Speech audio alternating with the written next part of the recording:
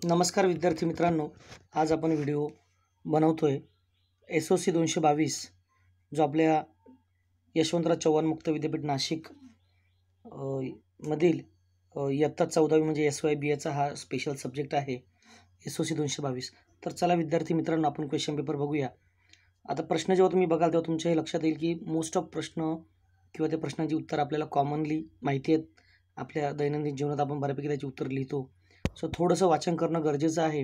तुम्हाला चांगले मार्क्स त्या ठिकाणी पडणार आहेत हे लक्षात घ्यायचं आहे। आता प्रश्न क्रमांक 1 मध्ये तुम्ही बघाल, औद्योगिकरणाचे फायदे विचारलेत। औद्योगिकरण म्हणजे ज्या ठिकाणी शहरांमध्ये उद्योगधंदे वाढतात। नागरीकरण म्हणजे शहरीकरणातून काय बदल होतात। शिक्षावृत्तीचं विविध कारणे काय, मानवी जीवनाचा भौतिक पर्यावरणाचा परिणाम कसा होतो, समाजसेवा संकल्पना। आता याच्यावर खूप काही लिहिण्यासारखं आहे। जर तुमचं वाचन चांगलं असेल तर नक्कीच तुम्ही चांगलं लिहाल अशी अपेक्षा आहे। क्वेश्चन नंबर 2 बघा, नवीन शिक्षण व्यवस्थेची महत्त्वाची वैशिष्ट्ये।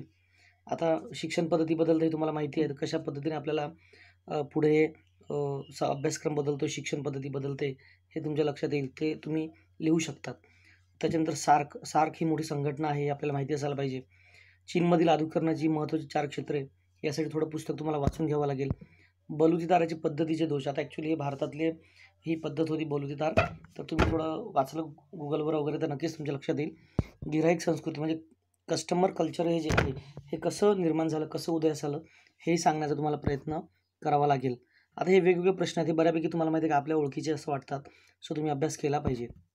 क्वेश्चन नंबर 3, कामाचं क्षेत्र आणि घर यामध्ये अंतर का निर्माण झाले, स्वयंरोजगार योजना असफल का ठरली। म्हणजे तुमच्या इथे लक्षात येईल की खूप काही असे प्रश्न आहेत की जे तुमच्या ओळखीचे आहेत आणि ज्याने तुम्ही याचं उत्तर चांगल्या प्रकारे लिहू शकता। जर तुम्ही 10वी 12वीपर्यंत आर्ट्सला असाल तर तुमच्या लक्षात येईल इतिहास आणि राज्यशास्त्र याच्यातील खूप काही गोष्टी, इतिहास, राज्यशास्त्र किंवा नागरिकशास्त्र यातल्या खूप काही गोष्टी याच्यामध्ये काय करण्यात आल्या आहेत, ॲड करण्यात आलेल्या आहेत। तर पेपर चांगला लिहिला अशी अपेक्षा आहे। थँक्यू।